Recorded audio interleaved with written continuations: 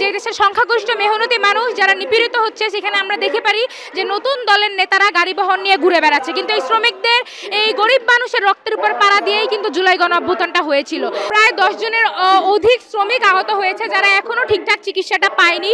এবং আমরা দেখেছি যে বিভিন্ন ছাত্র নেতারা, নারী নেত্রীরা এবং ঢাকা বিশ্ববিদ্যালয়ের শিক্ষার্থীরাও কিন্তু আহত হয়েছে। তার মধ্যে নারী নেত্রী সীমা দত্ত একজন, বিপ্লবী ছাত্রমৈত্রীর সভাপতি দিলীপ রায় একজন এবং ঢাকা বিশ্ববিদ্যালয়ের শিক্ষার্থী আরাফ। আমরা শ্রমিকরা যে সিদ্ধান্ত নিবে তাদের এই বকেয়া বেতন আদায়ের দাবিতে, তাদের এই আন্দোলনে আমাদের পূর্ণাঙ্গ সংহতি আছে এবং তাদের প্রত্যেকটি কর্মসূচিতে আমরা অংশগ্রহণ করার চেষ্টা করব, সংহতি জানানোর চেষ্টা করব, তাদের পাশে থাকার চেষ্টা করব। আমরা দেখলাম যে শ্রমিকরা যখন কোনো উত্তর পায়নি মালিকদের কাছ থেকে, তারা আজকে একটা ঘেরাও কর্মসূচি দিল শ্রম মন্ত্রণালয় বরাবর। এই কর্মসূচিটার মধ্যেই পুলিশ, রাষ্ট্রের পেটোয়া বাহিনী এখানে নৃশংসভাবে হামলা করলো এবং এই হামলায় ছাত্রনেতারা যারা সংহতি জানাতে গিয়েছিল তারাও আহত হয়েছে।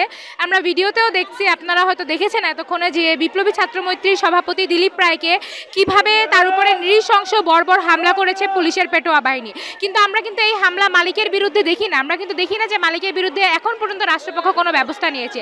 প্রতি বছর ঈদে শ্রমিকদের রাস্তায় নামতে হয় বকেয়া বেতনের দাবিতে, কিন্তু আমাদের দেশের কোনো সচিব, কোনো আমলা, তাদের কি বেতন আটকে আছে? তাদের কিন্তু বেতন আটকে নেই।